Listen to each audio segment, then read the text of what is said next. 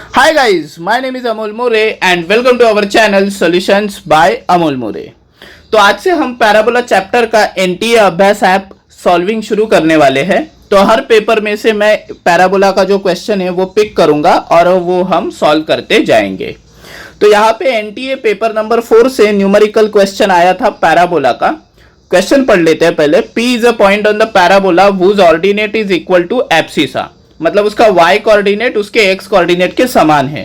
तो यहाँ पे हम डेफिनेटली वन वेरिएबल वाला चीज कौन सा है वही इस्तेमाल करेंगे, तो वो है पैरामेट्रिक फॉर्म। 80 स्क्वायर और 280 करते ही अपने को t का वैल्यू मिल जाएगा। A normal is drawn to the parabola at p to meet it again at q, मतलब नॉर्मल पैराबोला को दो जगह पे इंटरसेक्ट कर रहा है, एक p पे और एक q पे। तो हमें एक पैरामीटर्स में रिलेशन पता है, minus t2 equal to minus t1 minus 2 upon t1, वो हम इस्तेमाल करेंगे। If s is the focus of the parabola then the product of slopes of sp and sq। तो यहाँ पे स्ट्रेट लाइंस का स्लोप्स वाला फंडा हम इस्तेमाल करेंगे। तो सबसे पहली चीज हम क्या करते हैं, मैं ये पैराबोला अज्यूम कर लेता हूँ, कोई भी कर सकते हो आप। X square equal to 4ay, y square equal to 4ax, but उसकी सारी चीजें आपको पता होनी चाहिए। तो मैं एकदम स्टैंडर्ड पैराबोला अज्यूम कर रहा हूँ, Y square equal to 4ax।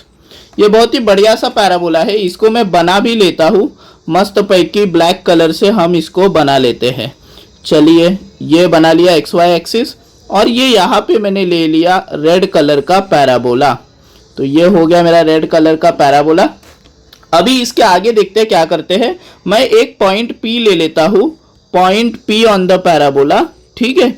और इसका जो पैरामीटर है उसको मैं T1 बोल देता हूँ, और पॉइंट P से मैं एक नॉर्मल ड्रॉ कर रहा हूँ।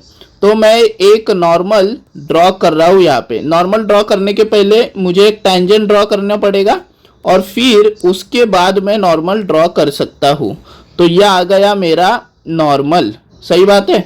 और ये यहाँ पे वो अगेन मीट कर रहा है पैराबोला को एट Q, जहाँ पे पैरामीटर है T2 लेटर से, और इसका एक फोकस है। फोकस को हम कहते हैं, चलो वो यहाँ पे है, ये मेरा फोकस है। और फोकस तो सबको पता है, ये a,0 होता है। तो यहाँ पे देखो अगर ध्यान से, तो SP और SQ को आप ज्वाइन कर सकते हो। तो इस तरह से हमें SP और SQ का क्या निकालना है, स्लोप निकालना है। तो सबसे पहली चीज मैं जो आपको कहना चाहूंगा कि P पॉइंट का कोऑर्डिनेट्स क्या होगा। तो P पॉइंट का जो कोऑर्डिनेट्स होगा वो होगा AT1 स्क्वायर और 2AT1, बट उनके मुताबिक उसका ऑर्डिनेट और एब्सिसा दोनों समान है। तो AT1 square equal to 2AT1 करेंगे, ordinate equal to abscissa, a कट जाएगा और T1 square equal to 2T1 आ जाएगा। सही बात है, सही है। तो यहाँ पे अगर आप सॉल्व करते हो तो T1 square minus 2T1 equal to 0 आ जाएगा। आप T1 कॉमन ले सकते हो, तो T1 माइनस 2 इक्वल टू 0 आ जाएगा। तो आपको T1 के दो वैल्यूज मिल रहे हैं, एक मिल रहा है 0 और एक मिल रहा है 2। तो इसमें से अगर हम 0 लिए तो क्या होगा वो बताता हूँ। अगर हमने 0 लिया तो वो जो पॉइंट है वो ओरिजिन आ जाएगा या वर्टेक्स आ जाएगा, और वर्टेक्स पे जो नॉर्मल आता है ना, वो खुद का खुद एक्स एक्सिस आ जाता है। तो वो पैराबोला को अगेन मीट ही नहीं कर पाएगा ना, समझ रहे हो बात को। अगर आप T1 0 लेते हो तो आपका नॉर्मल जो है वो डायरेक्टली एक्स एक्सिस आ जाएगा, जो पैराबोला को अगेन मीट नहीं कर सकता। इसलिए इस क्वेश्चन में T1 0 नहीं लेंगे, बल्कि T1 2 लेंगे, ठीक है। उसके बाद हमारे पास एक रिलेशन था जो कि T1 का, ये तो अपना हो गया 2, ठीक है, पैरामीटर 2 हो गया।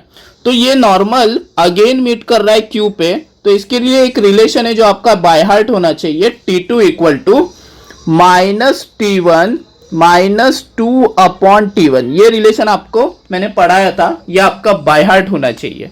तो T2 क्या आएगा, T2 आएगा minus 2 upon 2 which is equal to minus 2 minus 1 which is equal to minus 3।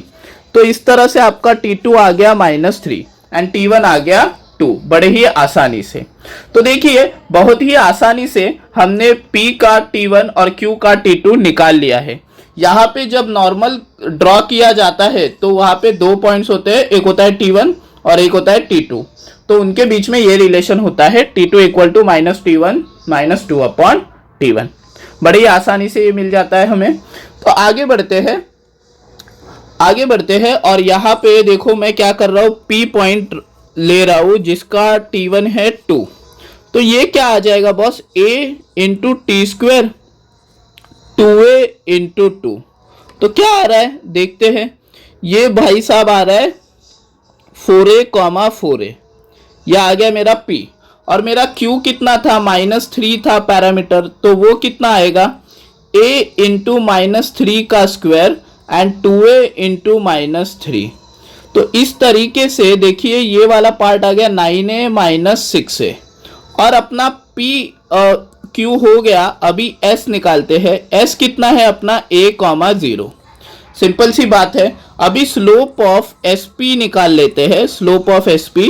तो स्लोप ऑफ SP क्या आएगा, 4A minus 0 y2 minus y1 upon x2 minus x1। तो ये करते ही आपको मिल जाएगा 4A upon 3A which is equal to 4 upon 3।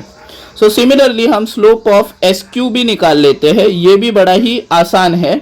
ये कितना आने वाला है boss, -6A minus 0 y2 minus y1 upon x2 minus x1 करेंगे।